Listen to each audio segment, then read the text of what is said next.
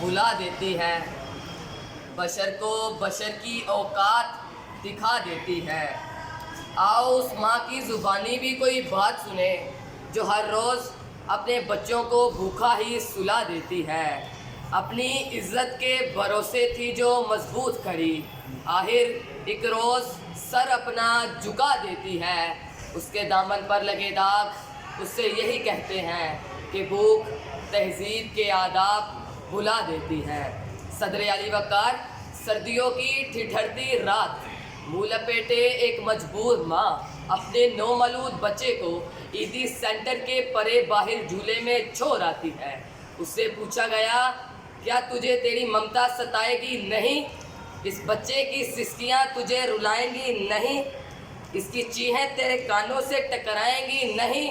تو کپ کپاتے ہوئے ہونٹوں سے ماں دعا دیتی ہے کہ مجھ سے اپنے پیٹ کی بھوک تو برداشت ہو گئی، مگر اس بچے کا بھوک سے بھلکنا مجھ سے دیکھا نہ گیا۔ تو اس پر یہ بات کہنا بجا بیٹھی کہ خاک میں ماں کی محبت کو ملا دیتی ہے، بھوک تہذیب کے آداب بھلا دیتی ہے۔ صدر علی وقار۔ آج اس معزز اور باوقار ایوان میں قائد ایوان نے جو قرارداد پیش کی، میں اس کی بھرپور مخالفت کرتے ہوئے کہتا ہوں کہ ہم معاشرتی نہیں بلکہ اخلاقی بدحالی کا شکار ہیں۔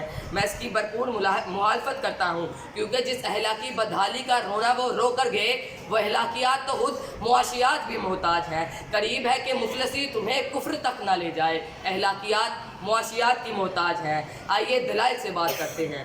روٹی کے چند ٹکڑوں اور قابل گزارا دودھ سے تھرپارکن میں دم توڑنے والے مجبور بچوں کا اصل مسئلہ اخلاقیات نہیں معاشیات ہے۔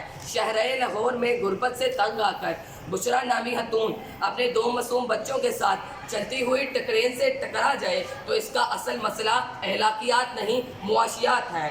چہرہ زرد، آنکھیں اندر کو دسی ہوئی اور بڑھاپے کی وجہ سے پورے جسم پر جھریاں لیے نشتر ہسپتال ملتان کے باہر فقط 2 کلو آٹے کے عوض خون بیچنے والے بوڑھے کا اصل مسئلہ اخلاقیات نہیں معاشیات ہے۔ چہرہ بتا رہا تھا کہ مارا ہے بھوک نے اور لوگ کہہ رہے تھے کچھ کھا کے مر گیا۔ صدر علی وقار۔ تنگ دستی، بھوک اور ابتر معاشی حالات اعلیٰ اخلاقیات کی زد میں ہیں۔ پہلے آپ تو تب ہوتا ہے جب پیٹ کی بھوک اور غم روزگار نہ ہو۔ 2 جمع 2 4 روٹیوں کی بجائے 2 جمع 2 4 تو تب ہوتے ہیں جب پیٹ کی بھوک اور غم روزگار نہ ہو۔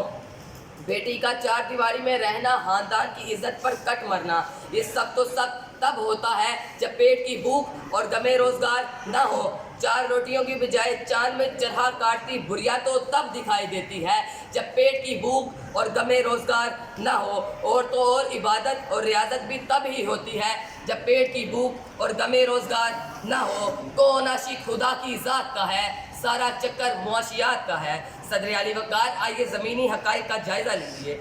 آج کشمیر کے مسلمانوں کو گھروں میں بند پتہ نہیں کتنے دن ہو گئے۔ ہم نے اخلاقیات کا مظاہرہ کیا، اقوام متحدہ میں قرارداد پیش کی تو اسلامی ممالک نے پاکستان کا حمایت کرنے کی بجائے ہندوستان کی حمایت کی۔ تو کیا اس کی اصل وجہ یہ ہے کہ ہم اخلاقی بستی کا شکار ہیں؟ نہیں، اصل وجہ تو یہ ہے ہم معاشی طور پر کمزور ہیں۔ اس کمزوری کا علاج بھارت کی عالمی معاشیت ہے۔ ہمیں یہ بات تسلیم کرنا ہوگی کہ ہم اخلاقی نہیں بلکہ معاشی بدحالی کا شکار ہیں، کیونکہ یہ اخلاقیات تو خود معاشیات بھی محتاج ہیں۔ صدر علی وقار۔ میرے ان تمام دلائل کے باوجود اب بھی یہ کوئی یقین رکھتا ہے کہ ہم معاشی نہیں بلکہ اخلاقی بدحالی کا شکار ہیں، تو اس سے میں بس ایک ہی سوال کرنا چاہوں گا کہ جس کا